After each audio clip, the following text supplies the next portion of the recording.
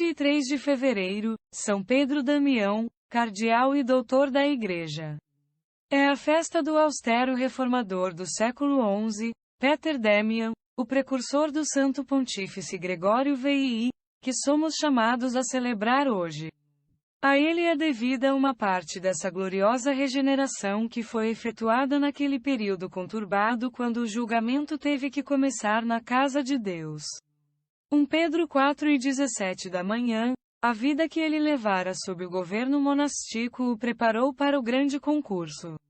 Tão zelosamente resistiu às desordens e abusos de sua época que podemos atribuir a ele, pelo menos em grande medida, a fé ardente dos 2 séculos que se seguiram aos escândalos do 10, a Igreja o classifica entre seus doutores, por causa de seus admiráveis escritos, e sua vida penitencial deve nos excitar a sermos fervorosos no trabalho que temos em mãos, o trabalho de nossa conversão. As seguintes lições, lidas pela Igreja nesta festa, nos dão um esboço da vida de nosso santo. Peter nasceu em Ravenna, de pais respeitáveis.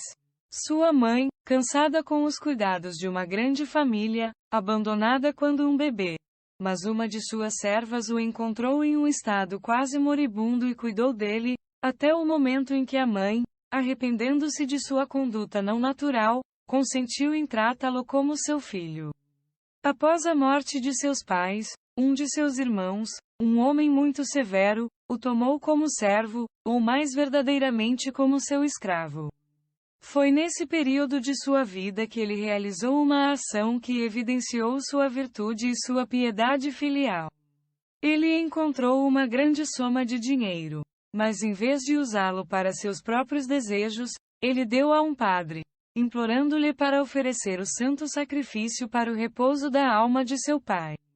Outro de seus irmãos, chamado Damian, após o qual, disse, ele foi nomeado, o educou. E tão rápido e tão grande foi o progresso que ele fez em seus estudos, que ele era a admiração de seus mestres.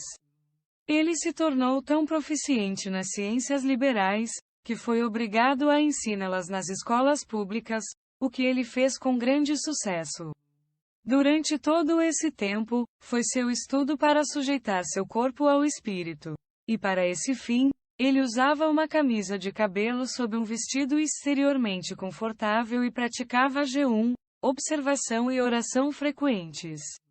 Estando no próprio ardor da juventude, e sendo cruelmente golpeado pela picada da carne, ele, durante a noite, iria e mergulharia em uma poça congelada de água, para que ele pudesse apagar a chama impura que o atormentava. Ou, ele faria peregrinações a santuários sagrados, e recitaria todo o saltério. Suas instituições de caridade para com os pobres eram incessantes, e quando ele lhes dava uma refeição, que era frequente, ele mesmo os esperava. Com o desejo de levar uma vida ainda mais perfeita, tornou-se religioso no mosteiro de Avelino, na diocese de Gubbio, da Ordem dos Monges da Santa Cruz de Fontavellana, fundada pelo beato Ludolfo, discípulo de São Romualdo. Sendo enviado por seu abade, não muito tempo depois, primeiro para o mosteiro de Pomposia, e depois para o de São Vicente de Pietra Pertusa, ele edificou ambas as casas com sua pregação, ensino admirável e vida santa. Com a morte do abade de Avelino, ele foi chamado de volta para aquele mosteiro, e foi feito seu superior. O instituto foi tão beneficiado por seu governo, não apenas pelos novos mosteiros que ele fundou em vários lugares, mas também pelos regulamentos muito santos que ele elaborou, que ele foi justamente visto como o segundo fundador da ordem, e seu ornamento mais brilhante. Casas de outras ordens, cânones, sim, congregações inteiras dos fiéis, foram beneficiadas pelo zelo iluminado de Pedro. Ele foi um benfeitor, em mais de uma maneira, para a diocese de Urbino.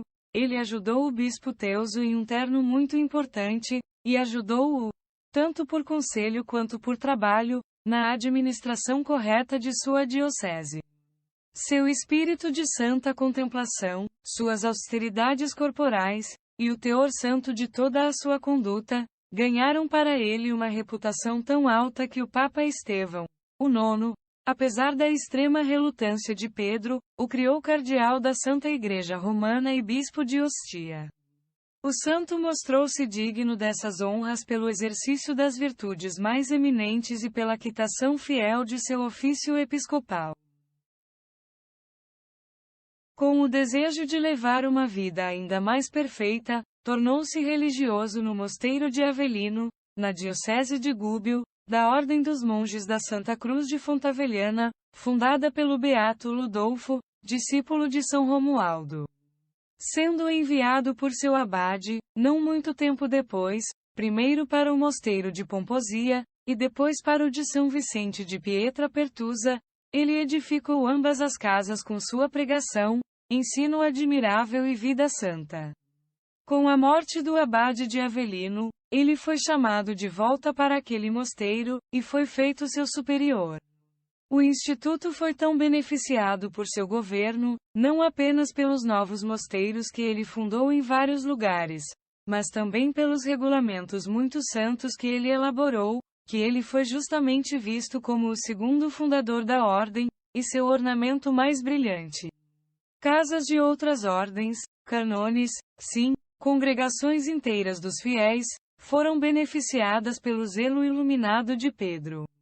Ele foi um benfeitor, em mais de uma maneira, para a diocese de Urbino. Ele ajudou o bispo Teuso em um terno muito importante, e ajudou-o, tanto por conselho quanto por trabalho, na administração correta de sua diocese. Seu espírito de santa contemplação, suas austeridades corporais, e o teor santo de toda a sua conduta, ganharam para ele uma reputação tão alta que o Papa Estevão, o nono, apesar da extrema relutância de Pedro, o criou cardeal da Santa Igreja Romana e bispo de Ostia. O santo mostrou-se digno dessas honras pelo exercício das virtudes mais eminentes e pela quitação fiel de seu ofício episcopal. Seria impossível descrever os serviços que prestou à Igreja e aos soberanos pontífices, durante os tempos mais difíceis, por seu aprendizado, sua prudência como legado, e seu zelo incansável. Sua vida foi uma luta contínua contra a simonia e a heresia dos nicolaítas. Ele expurgou a Igreja de Milão desses distúrbios, e a colocou em sujeição à Santa Sé. Ele resistiu corajosamente aos antipapas Bento e Cadolau. Ele dissuadiu Henrique IV, rei da Alemanha, de um divórcio injusto de sua esposa. Ele restaurou o povo de Ravenna à sua lealdade ao Romano Pontífice, e os absolveu da interdição. Ele reformou os abusos que se infiltraram entre os cânones de Velletri. Quase não havia uma única igreja catedral na província de Urbino que tivesse experimentado os efeitos benéficos do santo zelo de Pedro. Assim, o de Gubbio, que estava por algum tempo sob seus cuidados, foi aliviado por ele de muitos males. E outras igrejas que precisavam de sua ajuda o consideraram sério por seu bem-estar. Como se ele fosse o próprio bispo deles. Quando obteve permissão para renunciar à sua dignidade como cardeal e seu bispado, ele não cedeu nada de sua antiga caridade, mas estava igualmente pronto para fazer o bem a todos. Ele foi fundamental na propagação de muitas práticas devotas.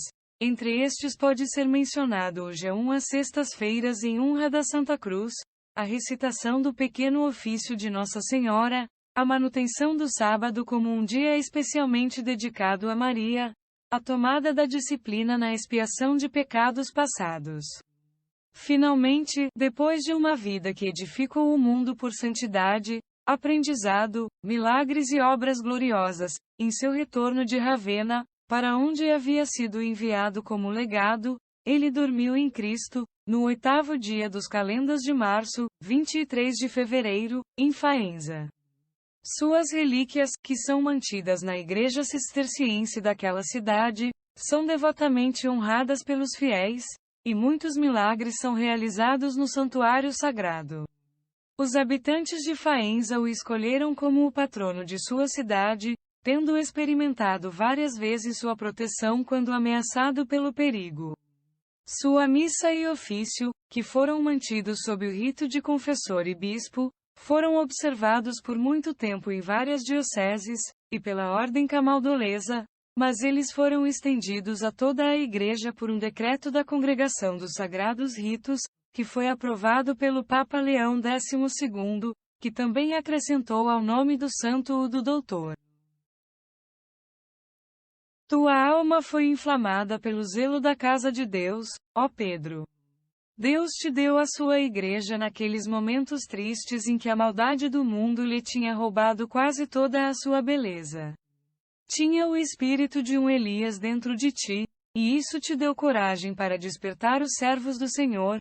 Eles dormiram, e enquanto dormiam, veio o inimigo, e o campo estava coberto de joio. Mateus 1:25 da tarde, então surgiram dias melhores para a esposa de Cristo. As promessas feitas por nosso Senhor foram cumpridas. Mas quem era o amigo do noivo? João 3:29 da manhã, quem foi o principal instrumento usado por Deus para trazer de volta à sua casa sua beleza antiga? Um santo que levou o glorioso nome de Peter Damian. Naqueles dias, o santuário foi degradado pela interferência secular. Os príncipes da terra disseram: possuamos o santuário de Deus como herança. Salmo 82:13. A igreja, que Deus pretendia ser livre, era apenas um escravo, no poder dos governantes deste mundo. E os vícios, que são inerentes à fraqueza humana, contaminaram o templo. Mas Deus teve piedade da esposa de Cristo, e para sua libertação ele usaria o arbítrio humano. Ele escolheu a ti, Pedro, como seu principal cooperador na restauração da ordem. Teu exemplo e teus trabalhos prepararam o caminho para Gregório, o fiel e destemido Hildebrand, em cujas mãos as chaves uma vez colocaram, e o trabalho de regeneração foi concluído. Combateste o bom combate, estás agora no teu descanso, mas teu amor pela igreja, e teu poder de ajudar, são maiores do que nunca. Assista, então, sobre os interesses dela. Obtenha para seus pastores a energia apostólica e a coragem que, por si só, podem lidar com inimigos tão determinados quanto os dela. Obtenha para seus sacerdotes a santidade que Deus exige dos que são o sal da terra. Mateus 5:13 da manhã. Obtenha para os fiéis o respeito e a obediência que eles devem àqueles que os dirigem no caminho da salvação. Tu não foste apenas o apóstolo, foste além disso o modelo de penitência no meio de uma era corrupta. Orai por nós, para que estejamos ansiosos para expiar os nossos pecados através de obras de mortificação. Excitamos em nossa alma a lembrança dos sofrimentos de nosso Redentor, para que sua paixão nos impele ao arrependimento e à esperança. Aumentar nossa confiança em Maria, o refúgio dos pecadores, e nos tornar, como tu, cheios de afeto filial para com ela, e de zelo para que ela possa ser honrada e amada por aqueles que estão ao nosso redor. Este texto foi retirado de O Ano Litúrgico, de autoria de Dom Prosper Guerenger, 1841 a 1875.